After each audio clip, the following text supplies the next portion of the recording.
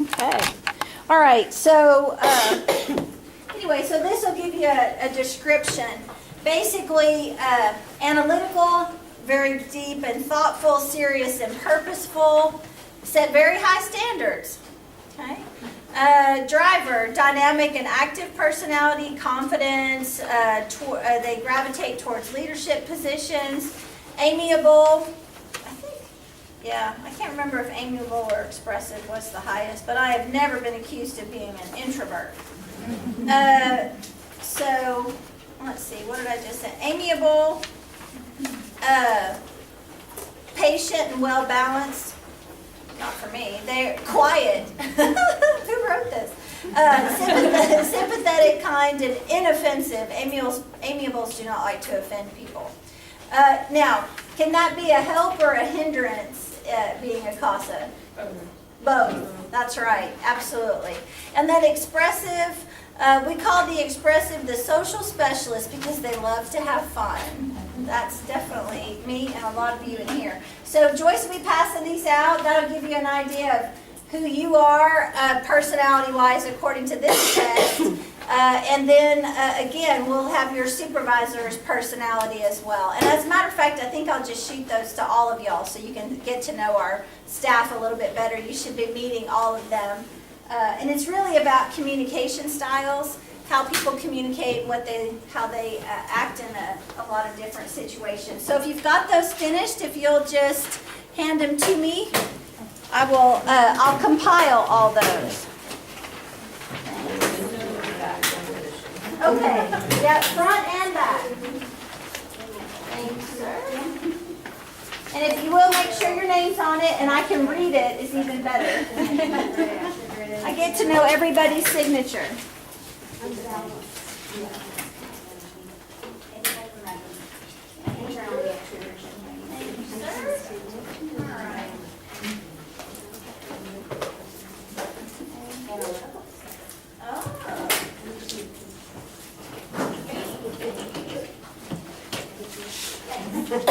think I've got everybody. Almost. There you go. Thank you. I'll recognize your pen. Thanks, Linda. How's your back doing? Okay. I had back surgery about 10 plus years ago. Best thing that ever happened to me. After a while, right? Yes.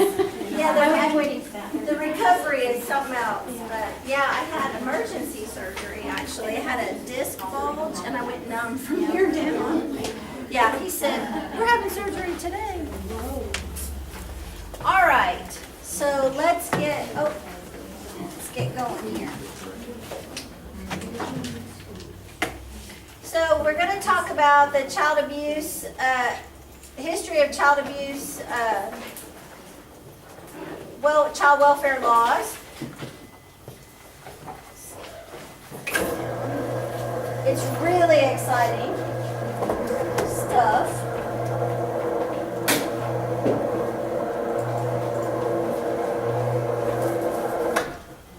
Okay, what I'm going to do, anybody? We've already finished the movie, but... Okay. Can I ask where that movie came from? It's on YouTube, actually. It's called Removed, and there's parts 1, 2, and 3. I never watched 3, so I'm not sure how it happens. I always just show 1 and 2, but you can also get on YouTube the full movie. So, I like showing just parts of it. All right. 1, 2, 3. See how we're going to work this out. I usually only have 4 tables of people, so this is interesting. I'm just going to, y'all take one and pass it around. These are some laws we're going to go over. Where's Mary Ellen? And but the first thing I want you to do is I'm going to pass this out, and it's called Mary Ellen's Story, and I want you to read it, please. Just read it to yourself, and then we'll discuss it. Here you go. If you'll take one and pass it back.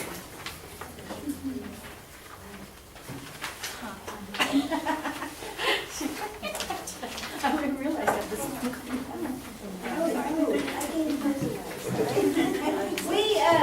We've been talking a lot about putting children with relatives. There's a really interesting article that I'm going to put near the sign-in sheet so you can take one with you.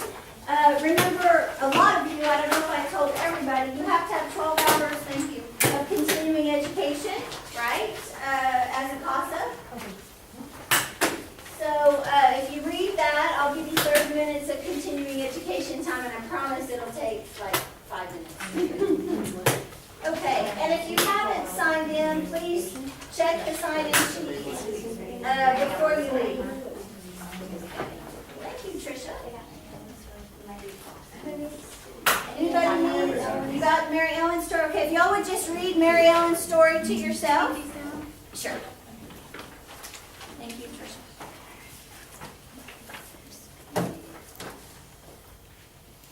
Here's an extra. Oh, thank you.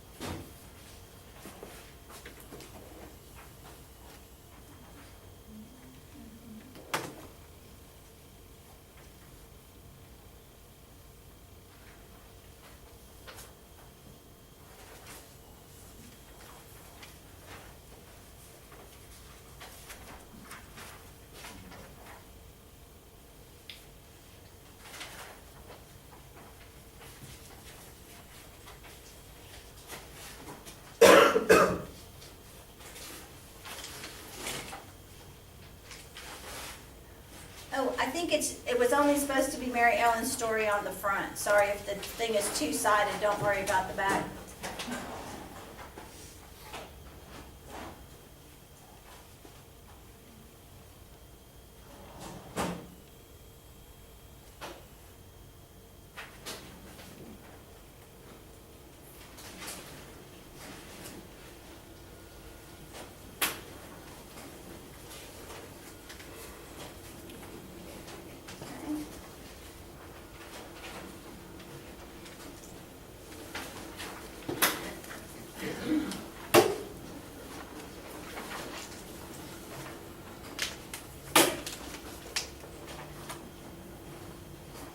Okay, so what's the most surprising thing about that story? At least to me, it was the most surprising. What'd you notice about it?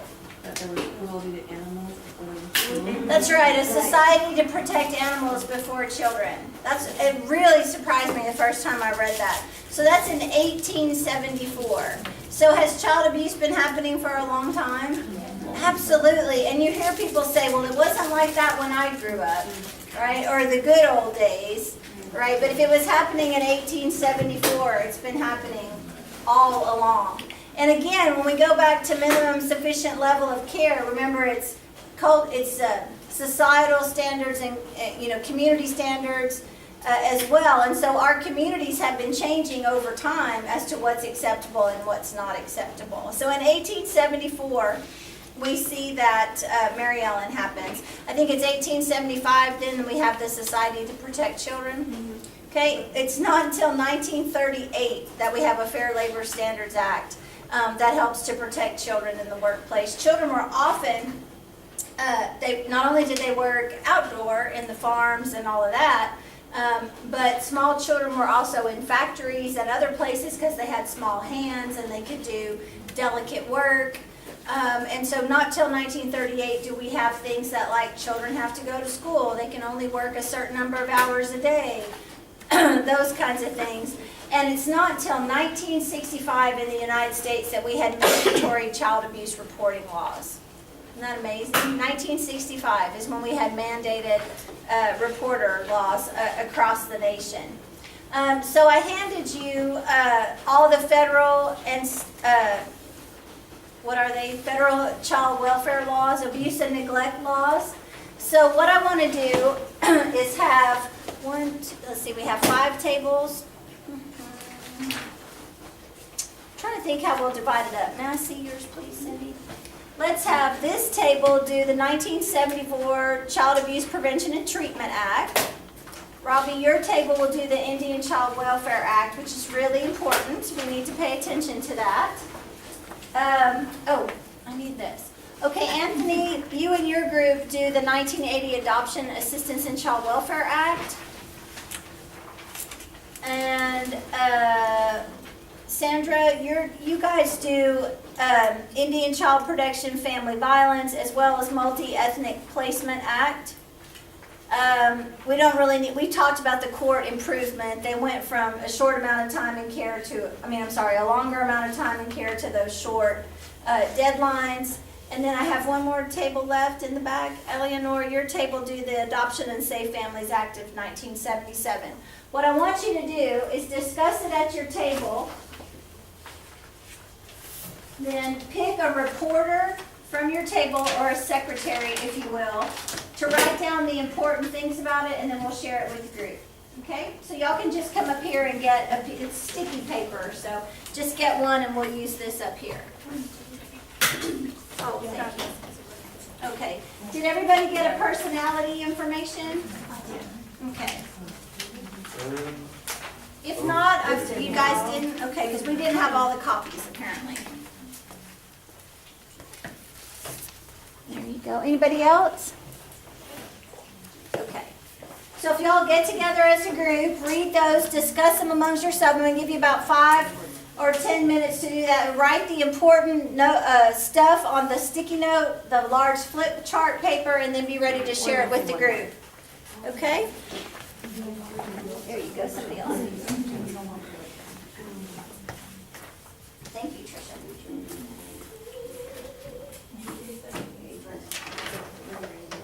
And there should be markers on your table.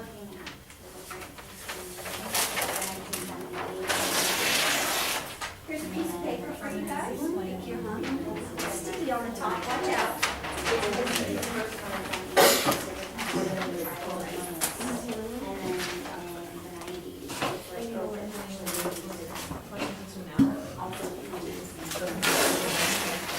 There's a piece of paper for you guys. The sticky part is down there by your hand.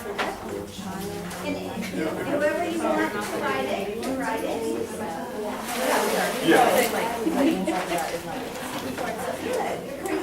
I am. Well, right. Or slip some paper for your. Yeah, so we got it right out here. Not the questions so much as the important information about the act and some, does it have questions in it? No, Just it started. says like state of care, the data collection system. No, don't worry, I'm sorry. Oh, that's okay. Yeah, don't worry about it. Yeah. Just what the law requires and the important things about the law. The both of them, the blue and the Okay, purple, that's both good job. There we go.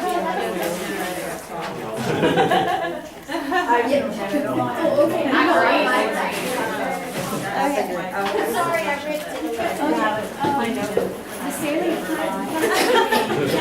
Because so many of them for 74, so they're all. Yeah, it's already been kind of a summary. Because I thought that was important that there's now cultural diverse adopted families, everything. I think that first one we can talk Right. straight from. Are we getting this type of any Yeah, up the here? recruiting culture, whatever.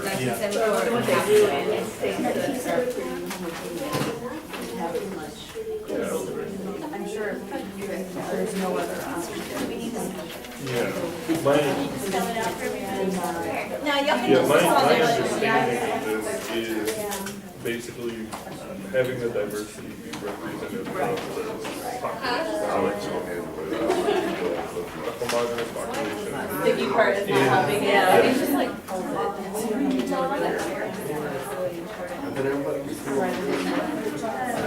Yeah. No, because we're doing different laws. Yeah, I think that connects with the legal. Federally funded? What's the second one? This one is the reasonable, reasonable efforts to prevent harm and needs to and make it possible for the child. And then the data collection system, that's. Mandatory reporting of abuse. But I think it's interesting that it took 2 years for them to include that we have to comply with the Indian which was reporting. Well, they probably didn't think about it. They probably didn't think about it. I think that mandatory reporting. I think it's less about that and more about preservation of culture and considering that culture when active. Well, the other, this, I think it's kind of straightforward, so it's just a summary, but the third point, establish standards for foster family homes and review the standards periodically. I think that's another thing that I would have hoped would have happened before 1980, but it sounds like it didn't, so I think that could be another thing. Probably not like, I have a guardian ad library is pretty important. Yeah. It's like that. It says that state, the law requires that the states have to provide a guardian ad library. So I said that's probably pretty important, because Establishing standards for foster family homes. Whatever it lets them travel. I think it's more to that these are federal regulations where children were generally historically seen as state laws address the needs of children and families. I think even, So that's an example yeah. Well, I was just kind of thinking, even more than that, I think a lot of it too is children Yeah, just were, put gals, so you don't have to write all that out. property isn't the right word, but basically the property of their parents. And so I think it took a while for us to get up to the federal level to say, even though you are that child's parent, we're going to step in and make some changes and things like I that. think the creation of the National But Center on it Poverty is interesting that, we have these What delays. about educating on abuse? I mean, those of us that are younger kind of, this is all we do. People act in ways. I think that, Back in my, like I said, back in my days, we were driving We have the data at 90 miles an hour, but it wasn't straight. comply with the I'm serious. for So this is that something round, we're doing to prioritize to Probably if maybe the set. for them to be educated yeah, about abuse and neglect?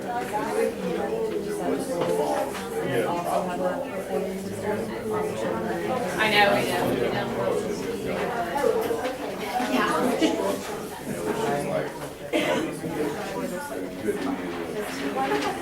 It really is. It's very when you're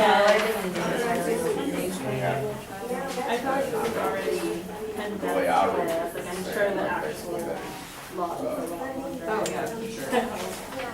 Basically, And then here's what we're gonna hand out, so it's. when the national government steps in.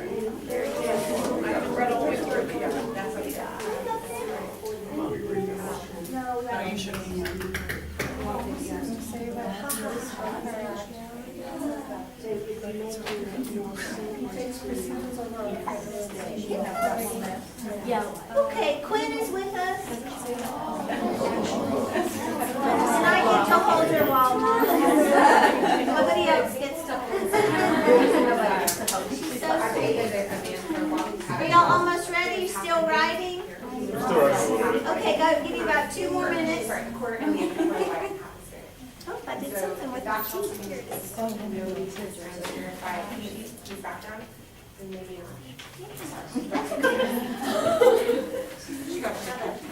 got the hiccups. She does red hair? So does Evie. Dad has red hair. Yeah, Evie looks just like her dad. Oh, you put a little beard on me. Exactly. I think Quinn looks a little more like Joyce, but it's kind of hard to tell.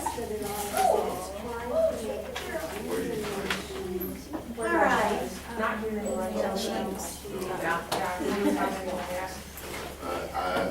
had a whole. She's only 2 months old. She's 13 I pounds. think we made kind of feeling there, but we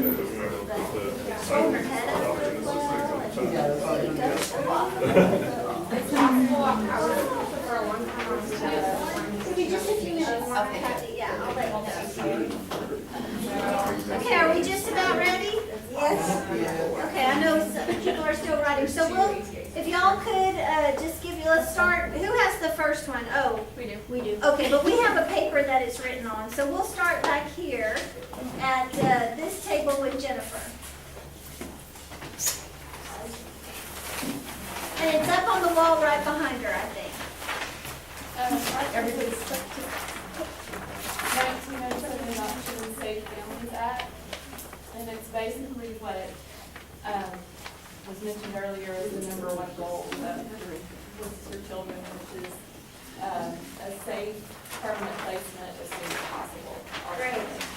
That's right. And then a question that Eleanor had was, well, if foster care is supposed to be a temporary setting by law, and look at that, it's only 1997 that they put the 12-month requirement in there. So for many years, that was not it. But if it's supposed to be temporary, why are kids languishing in foster care? And it's because at the end of that 12 months, the permanent decision might be permanent foster care. But CASA doesn't believe that's a permanent, it's not permanent, it's not home, it's not a family. And so for these older kids, a lot of times they're in residential treatment centers or psychiatric. Oh, all right. My shirt, baby girl. I don't get to hold her as much as I would like to. I don't have any babies in my life, so there you go. Except for my voice, CASA kids. My voice is for children babies. So, now I totally lost my train of thought. But at any rate, we don't believe that that's a permanent solution.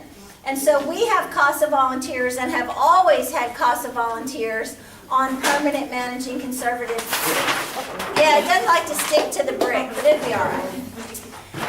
On those cases. And so it's a new project that Texas CASA has initiated to now put volunteers on PMC cases across the state. But for a lot of programs, that doesn't happen. So I was mentioning that these kids are in residential treatment centers or psychiatric hospitals. The older ones tend to have a lot of behavior issues, like you wouldn't if you hadn't been rejected, a lot. And so that's where they end up. It makes them unadoptable, my least favorite word. I hear that from caseworkers. I hear that from other people. I just don't think they're adoptable. I think every kid's adoptable with the right family, Doesn't mean it's easy. But then raising your own kids isn't easy. I don't know why we expect it to be easier with adopted children. Anyway, so good, 1997. Now let's start over here. What do you guys have? So we have the 1980 Adoption Assistance and Child Welfare Act. Uh-huh. So basically, what we determined is that they were starting to recruit culturally diverse foster parents and adoptive parents rather than just homogeneous ones. So we're assuming that it was more. It's more white. Yeah. Yeah. So yeah. Well, you can look around the room. We don't have a great deal of diversity even in CASA. Mm-hmm. A lot of women and a lot of not white women. I mean, white women. But at least I don't think almost everybody in here, just a couple who are retired. Usually it used to be full of retired white ladies. So it was Red Hat Society. Go ahead, Jennifer. So it required goals and plans to be put in place for children in foster care for more than 24 months, and then also having a data collection system and a reporting system about the children that are in care, and then also having reasonable efforts to prevent them from the removal of the place that they're in. Sorry.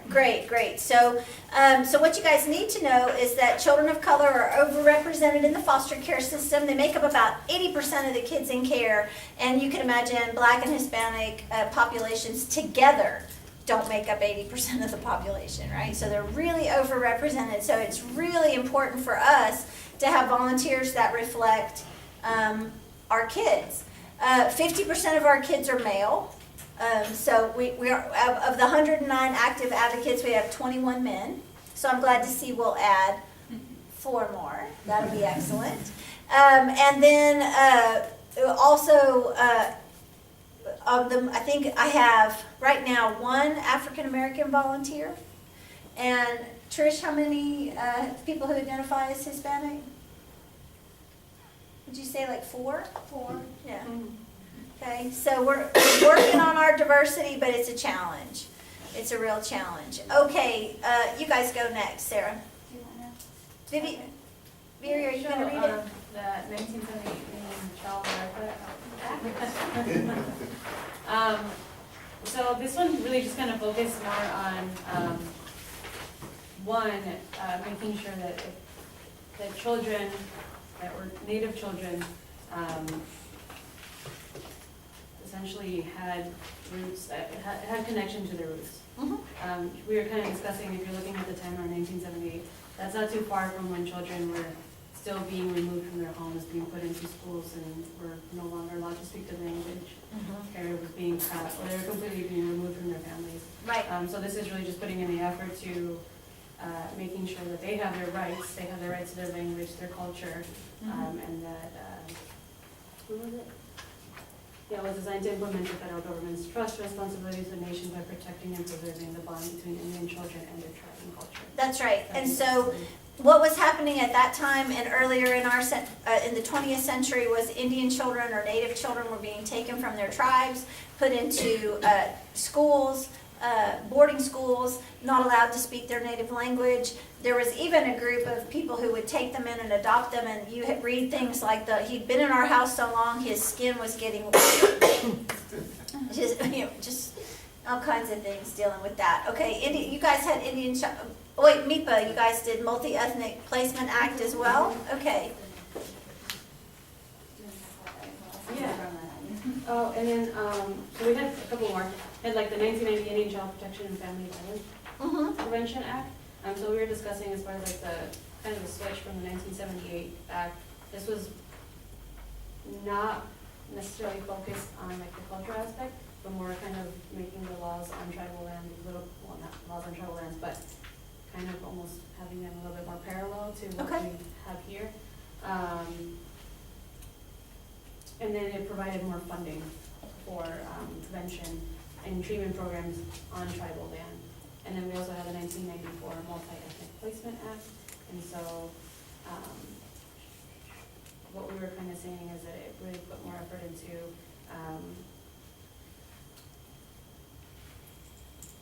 having better representation for children. And so, we did mention like if you went from your home, which you were used to speaking a certain language, and then you went to a home where no other language was spoken but English, that adds to the trauma. And so if you can at least go place a child somewhere where they have a similar language or have a similar cultural experience, then that's gonna make it a little easier. Right. And so, And we've recently had a fail where the kids speak Spanish only, or is it just the Spanish-speaking dad? I can't remember. All Spanish speaking. All Spanish All the speaking? children? Yeah, the foster placement or the placement, do they speak Spanish? I don't believe that they Are you talking about Salazar? Or are you talking about Yeah. So it's still happening today, that we're putting kids that only speak Spanish in English-only homes. So, all right, who are we missing? You guys, are you it? Last one? Okay, tell us all about it. Oh, you guys have to go, but you have a big one, okay. So we did the 1978 Indian Child Welfare Act, which is sort of coupled with what they were talking about, but I guess they recognized trends in the 70s that children were being removed at an alarming rate from tribes, and that it was leading to some cultural disillusion. And so basically the law is designed to respect and protect Indian laws and culture, and to determine and establish the roles and rights of different entities within the case. So it determines the role of the federal government and also the role of the child support. Right, and tribal laws always trump federal laws, always. So tribal government always trumps federal government. And the important thing about that, and you will see this in every affidavit you read, it'll say, did they ask about any kind of native heritage, and was that addressed? And generally it says parents deny any native heritage. It's not a big deal in Texas, as big as it is in states like Oklahoma and things like that. But it's very important that we ask that question, because there is this law that governs it. Okay, all right, Adoption Safe Families Act, is that right? Yeah, the CAPTA. CAPTA, I'm sorry. Yeah, 1974.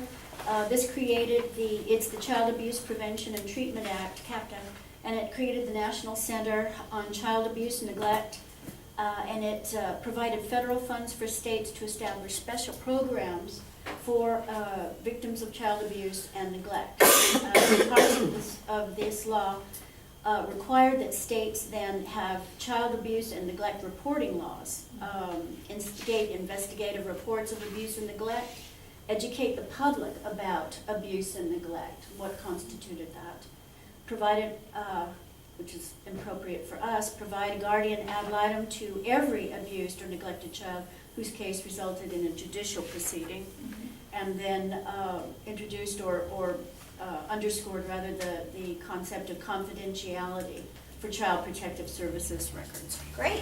Any questions about that? Exciting stuff. No, but it's important. It's important that we know about it. Okay, well, Trish is going to talk about child protection, not right now, in a minute. She's going to talk about the CPS role in the system, but we have Kathy Klein with us. Kathy is an attorney, local attorney, who has been court appointed to many cases and acts as attorney ad litem for children. Now, are you also attorney for parents? Okay. So local attorneys can be court appointed. You guys sign up for that? Is that right? Is there like a list? Well, I think that I think that the county keeps a list, but, and then the judge decides who he's going to appoint on each case. Okay, so Kathy works as an attorney for the children. That's the role she's going to talk about, but she also works for parents. So Yeah. go ahead. Thank you for being here on a Saturday, Kathy. Sure. Hi. Hi. I've been doing this for 2 years. I've been an attorney for 22, I guess. I was late, became an attorney at 45. But I've been working, taking appointments for CPS cases for 2 years, okay? So, so I thought that I would just kind of go over some of this you may know and some of it you may not. If you want to ask a question in the middle of when I'm talking, you can do that or wait till the end, that's fine, okay? So basically everything that an attorney is supposed to do is based upon statute and case law, and also standards set by the American Bar Association and the National Association of Counsel for Children. So in CPS cases, attorney ad litems, it's mandatory that they be appointed to represent a child. Okay? The statute says that we're supposed to be appointed immediately after the filing of a suit, but before the adversary hearing. Brazos County is great because at the time that they file the suit, the petition, the judge always appoints an attorney ad litem.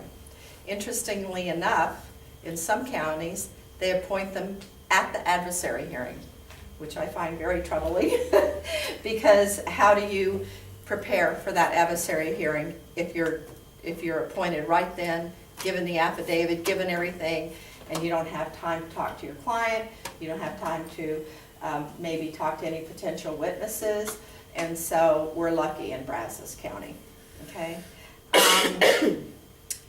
The statute also talks about the duties of an attorney ad litem.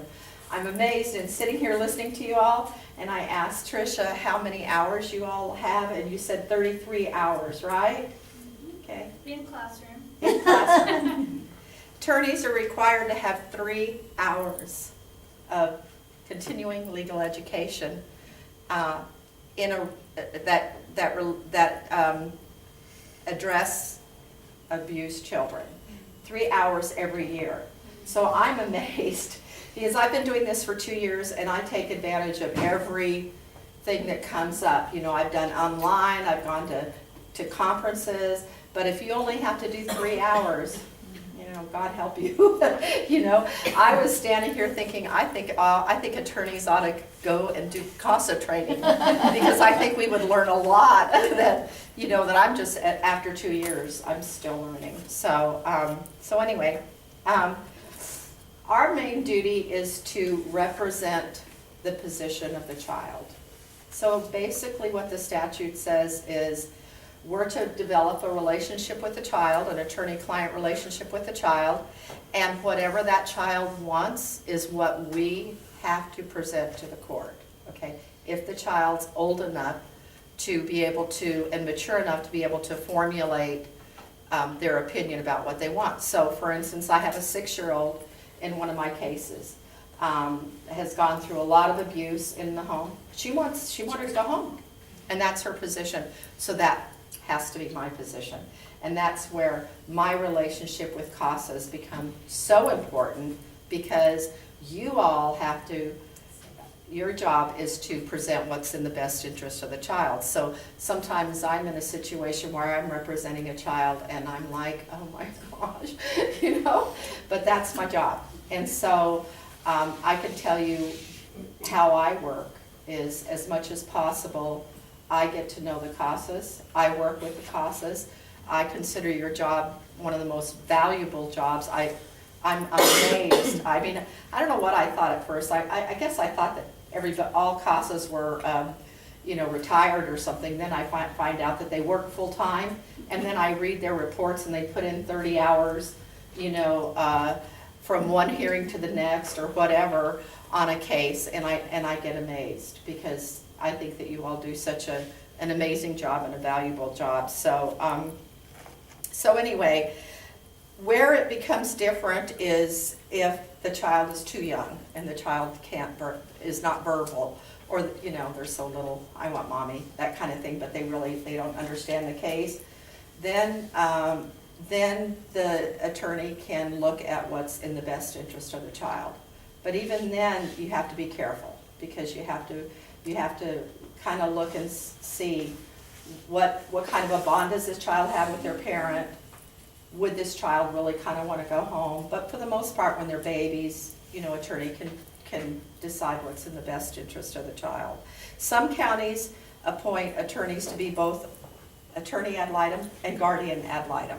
And in those instances, they can look at the best interest. However, if the child's objectives and wants are different, then the attorney is bound to ask that a guardian ad litem be appointed. And then they work as just representing the child. So, I'm just kind of looking through this. One thing I kind of want to do is to kind of talk about the role that I have with CASAs, which I think is really, really important. And what I'd like to see, especially on cases, if you ever get appointed to a case that I'm on, I really like to get your cell phone number. Sometimes I get busy and I forget. Sometimes I'll ask the supervisor what's their cell phone number, because then I'm going to want to utilize you and work with you as much as possible. I don't do that so much when I represent parents, but when I represent the child, I go with CASAs to visit my child in Houston, and we take them out to dinner, or I go with them to Bastrop to see the child, you know, and we'll ride together. And then I also just try to include them, and I'm trying to do it more and more, like CC my CASA when I'm emailing things. And so I want you all to just remember, especially when you work with me, to feel free to say, hey, remember to CC me on your emails to the caseworkers and stuff, because that keeps you informed, which is really, really important, you know. I also like to get a CASA's perspective on what their position is, you know. And case law says that if my position is different than your position in a child that's younger than 4 that's nonverbal, and where I'm looking at their best interest, that I have a duty to make sure that you are able to have a voice and represent to the court what you feel the child's best interest is. So I can't try to hide you, you know, I have to utilize you. So anyway, and then the other thing is of course I have the right as an attorney to be able to see all the child's records, medical records, school records, therapy notes, and things like that. But a lot of times that's where CASAs come in, because you all do such a good job at going to the school, visiting the teachers, talking to, some of them even, I don't know that they go on medical visits, but they get a lot of information. And so I like to utilize that because I don't have the time and don't usually go to the schools. Sometimes I will, but usually I don't. But that's where the CASAs really do a good job at getting a lot of information. So, anyway, and then when does our role end? I was kind of surprised to see that they're not required to keep us or you after a case ends when the department gets PMC. Brazos County keeps the CASAs and Brazos County keeps the attorney ad litems on until the adoption happens. But I guess some counties may not do that. I think that's really important. I have 2 cases right now, one from 2012 where the department still has PMC, and then another one that's at least a year since the parents' rights were terminated. And so we're dealing with a lot of issues with those children.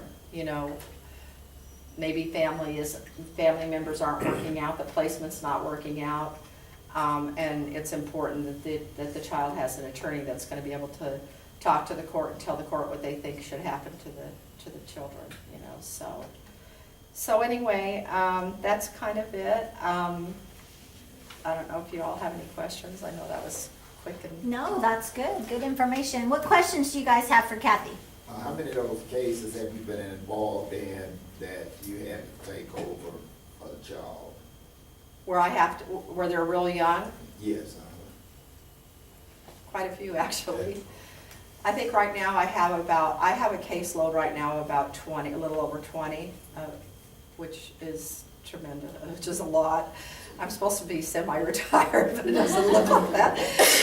And so I probably have, for the first year and a half, I was appointed a lot to children. Lately I've been appointed to several parents, but I probably right now have, you're talking about babies, kind of little ones, or just, yeah. Smaller. I probably have at least 4, I would say, where they're too young to talk, that I'm dealing with. I have an interesting one, which could have caused a conflict had it been the same case. But 2 children were removed. They were 6 and they're now 7 and 13. And mom ended up getting pregnant during the case and had a baby. And then while she was incarcerated, the baby was removed. Subsequently, CPS was called, and that case is a separate case. So I've got a case with 2 older girls where the girls want to go home, and the baby where I don't think the baby should go home. So now if it had been one case, I possibly would have been asked to be removed from the baby, or the older girls, probably the baby. But because it's 2 separate cases, I can advocate for the older girls and say they want to go home, and advocate for the child and say I don't think the child should go home. So anyway. Yeah, and then in these new counties where we're working, and Kathy can speak to this, in Leon, Madison, attorneys used to get appointed as both, and they're a little irritated that they're no longer guardian ad litem. I find that interesting because I would not want to be both. Number one, I think it really, if you're going to do a good job, you're going to have double work.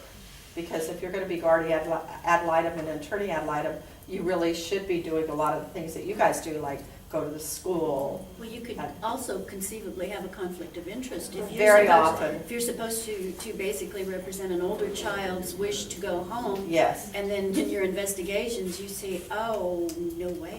Ethically, we're required to ask the court for a guardian ad litem in that case. And then I know, and Trish maybe can speak more to this, you actually, and I'm saying actually, go and visit your children, don't you? Oh, I do. Sounds great. Absolutely. How much would you say our attorney ad litems are, I'm not saying they don't want to, are able to? What percentage do you think are actually visiting there. Because most of these kids, like we said, are not in this area. So an attorney would have to, take quite a bit of time to go and visit their kids. I think, I'm not sure. I'm not sure. I think that, for instance, I have a child in Houston right now. And so I go to see him as often as I can. I try to go once a month. Or like, I went a couple weeks ago to a conference, and then on the last day I went and picked him up to dinner, I do have a teenager in an RTC up above Dallas, and I have not visited him up there, but I do talk to him. I usually try to see them once a month.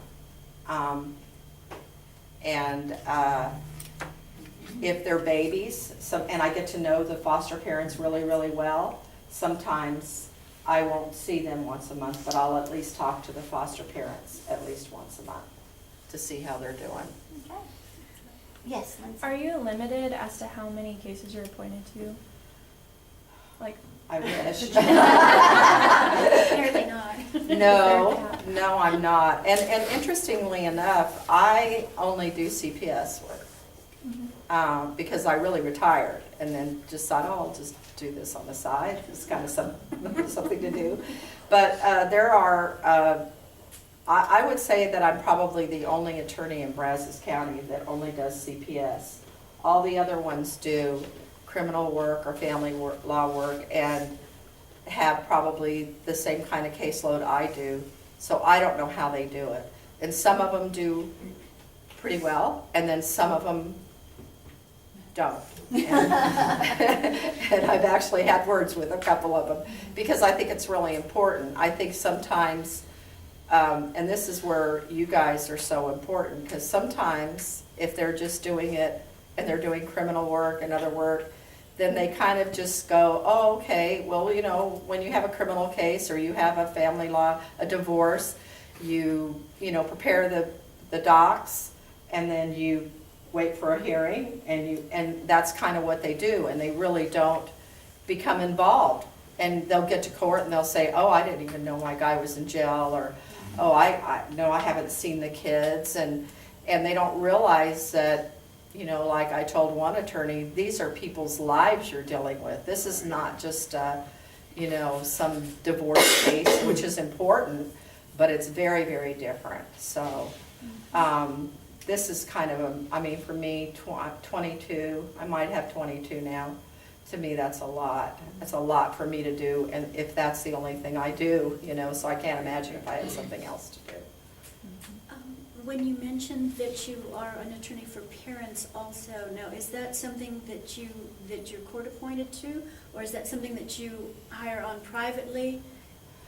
Some attorneys are retained, but I don't. I'm appointed. You're appointed. And basically the statute says that if a parent is indigent, they're entitled to a court-appointed attorney. What Brazos County does is Judge Delaney always appoints attorneys for the parents, usually separate attorneys for the mom and the dad. Now, I did have one of my cases where it was a returned child. My child in Houston was an adoptive child that was returned. At first, he didn't appoint them attorneys because it wasn't like the child was removed from the home and they were saying, take them, So yeah, they have to appoint if they're indigent, and they also have to appoint and retain the parents, have the attorney retained after the case ends, and the department continues to have, if the department has PMC, then if it's an alleged father and they haven't been able to, well, I take that back. If the case is pending, if the case is open and it's an alleged father who they have to do a service by publication, he's entitled to an attorney, whether or not, they don't know if he's indigent or not. They won't do it. And so, doing it by, say, public notice is when we have Jack Smith alleged to be the father of John Smith, and we cannot find him, nobody knows where he is, so they put a notice in the paper, not that effective these days, to say, if you don't respond to this notice, we're gonna terminate your parental rights. Yeah. So that's what that is. Yeah. Maybe you've seen some public notices in the paper that aren't necessarily about that, but real estate or other things. Questions for Kathy? Thank you so much for being here. I have a little something for you. Stay right there, or I'll kick you. Okay. And you do, she's got a bat. I know.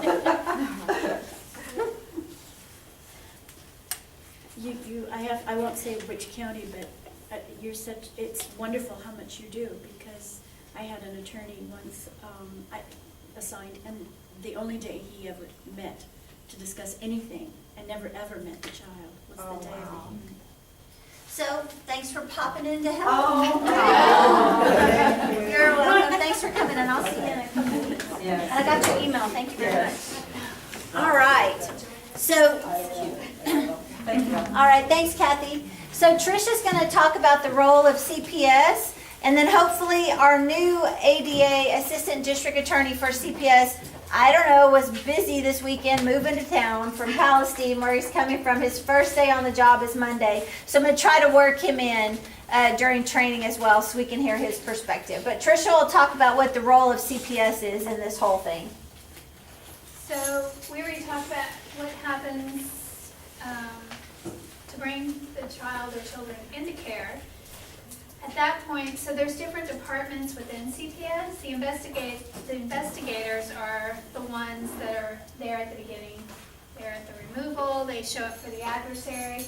And then if the children are removed and temporary managing conservatorship is granted, then it moves to the conservatorship unit. And those are the workers that you will be working with most of the case, for the first 12 months anyway, of the case. And so they come in. It's good to establish a relationship with them right away, as soon as possible. I found it really effective if you can go to their office, sit down and meet with them face-to-face first, because they are so busy, it is hard to pin them down sometimes.